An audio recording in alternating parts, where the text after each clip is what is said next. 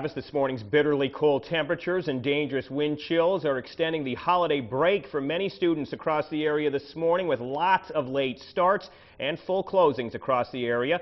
Among the districts not having classes today: Hastings, Kearney, Grand Island, and Lincoln Public Schools. We have the full list running at the bottom of our screen, as well as at khastv.com. If you go to the .com, there have been issues with Weather Threat, which is the collective service we use with other media sources to list those closings. Keep hitting refresh seems to be the tip on close that. out too, and then open it again. That helps. Yeah, that's Click right. Weather and then close it. Very confusing. Yes. There you go. Jack Sheard from Grand Island Public Schools is live on the phone with us this morning. Good morning, Jack.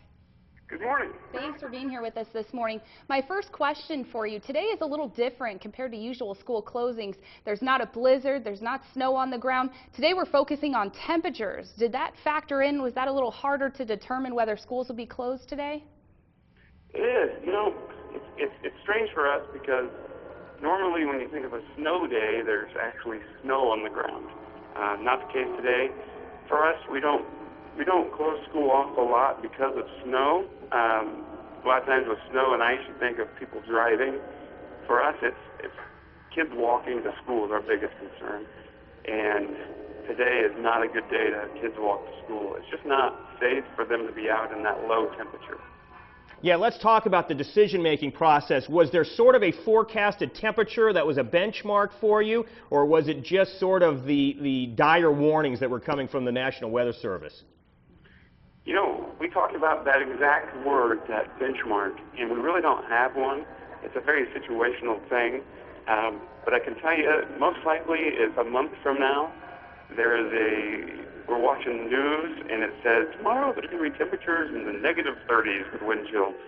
We're probably going to call school that day, too, because it's just not safe for our little kids and kids of all ages to be out walking to school when it's that cold. So, yeah, it really factored in the dire warnings.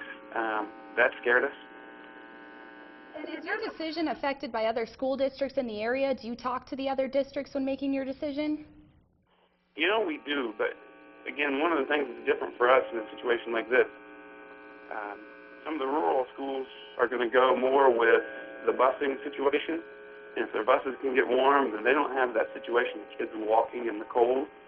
We have that, like I said. So it's not necessarily going to match what all the other schools around us specifically are going to do. We usually do have that conversation. We call the other districts, say, hey, what are you guys doing? Didn't really factor in because we knew what was right for us this time. And when we talked with Craig Couch earlier this morning from Hastings Public Schools. They are an all or nothing district. They will not do a late start. Is that the same for Grand Island Public?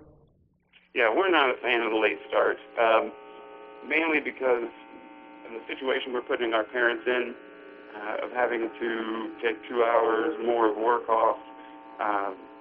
We figure we'll probably lose some of our students in attendance just because they won't be able to get there, or the parents have those kids in certain situations.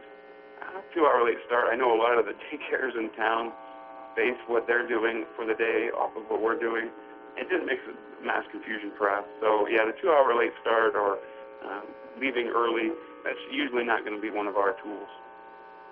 From Grand Island Public Schools, thank you for getting up early with us this morning, and stay warm. We appreciate it. Thank you, Jack.